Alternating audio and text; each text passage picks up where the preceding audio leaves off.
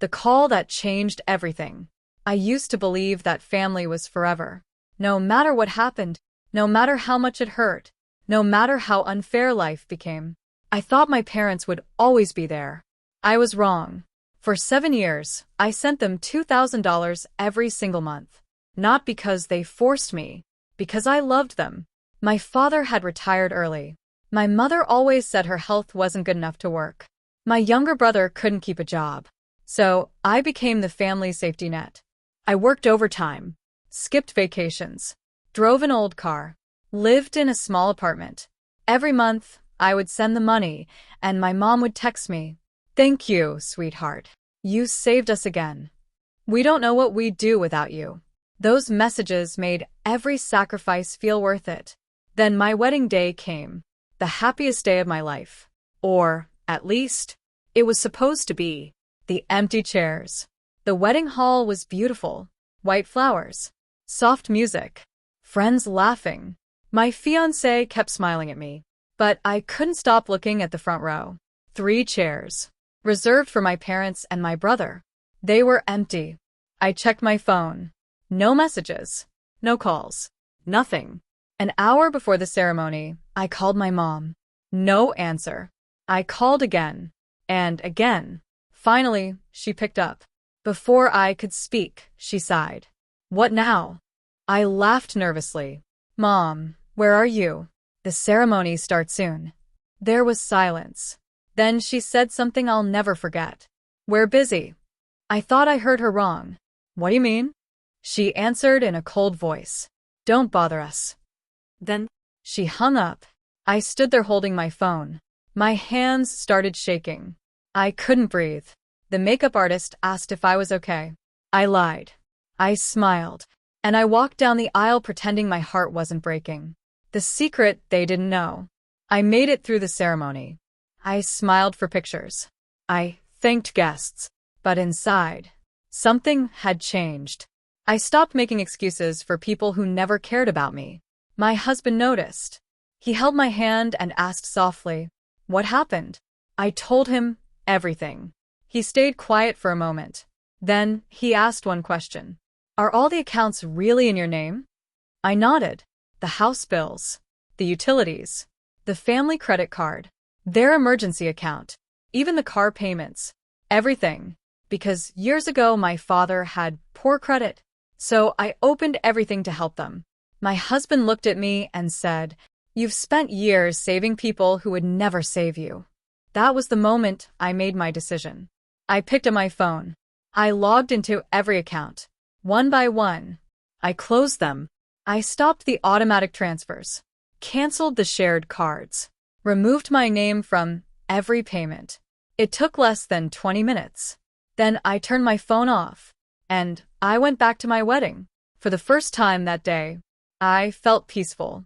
30 minutes later, when the party ended, I looked at my phone. 73 missed calls. 21 text messages. 5 voicemails. Every single one from my family. The first message was from my mom. "Call me immediately." The second one was from my dad. "What did you do?" Then my brother. "Are you crazy?" I listened to the last voicemail. My mother was crying. "The bank card stopped working. We can't pay for dinner. The electricity company called. You have to fix this." I couldn't believe what I was hearing. Not one person asked about my wedding. Not one person said congratulations. Not one person apologized for missing the biggest day of my life. They only cared because the money had stopped. I looked at my husband. He asked, "What are you going to do?" I smiled. And I blocked every number. The truth comes out. 3 days later, my aunt called. She had no idea what happened. She asked why my parents had skipped the wedding. Then she told me something that shocked me. My parents hadn't been sick. They weren't busy. They had gone with my brother to celebrate his girlfriend's birthday. They had chosen a restaurant over my wedding. I laughed. Not because it was funny. Because I finally understood. I had never been their daughter. I had been their bank account. That night, I looked through old memories. Every birthday I paid for. Every family trip I funded. Every emergency I solved. And I realized something painful. They only called when they needed money. Never because they missed me. Never because they loved me. Only because they needed me. I decided that chapter of my life was over. Their biggest mistake. 2 months passed. Life became peaceful. My husband and I bought a small house. We planned our future. Then one afternoon there was a knock on the door. My parents. My mother started crying. My father looked angry. My brother didn't even look at me. My mom hugged me. "We forgive you." I almost laughed. Forgive me? For what? My father stepped forward. "You embarrassed the family. You made us suffer. You owe us." I looked at them quietly. Then I handed them a folder. Inside was a record of every dollar I had sent. 7 years. More than $160,000. My father looked shocked. My mother started counting the pages. Then I said, "If family helps family, when are you going to pay me back?" Nobody spoke. My brother threw the folder on the ground. My father called me selfish. My mother cried louder. But I didn't move. For the first time in my life, I wasn't afraid. The final twist. A week later, I received a message. My parents had sold their expensive car. My brother finally got a job. My father went back to part-time work. Suddenly, they found a way to survive. The truth was simple. They had never needed my money. They had simply enjoyed spending it. Months later, my mother sent one last message. "We miss you." I stared at the screen for a long time. Then I replied, "I spent years trying to earn your love. But love should never have a monthly payment." Then I blocked the number forever. 8. A new beginning. Today my life is different.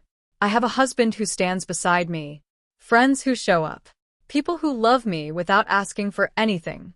Sometimes I still think about those empty chairs at my wedding. They used to make me cry. Now they remind me of something important. The people who truly care about you don't disappear when you need them. And the people who only stay because you pay for their lives were never really with you at all. If someone keeps taking from you without giving back, you are not abandoning them by walking away. You are finally choosing yourself. Because the hardest lesson I ever learned was this. The people who call you selfish after you stop helping them were often using your kindness all along. And sometimes, the best revenge isn't making them suffer. It's letting them live without the person they took for granted.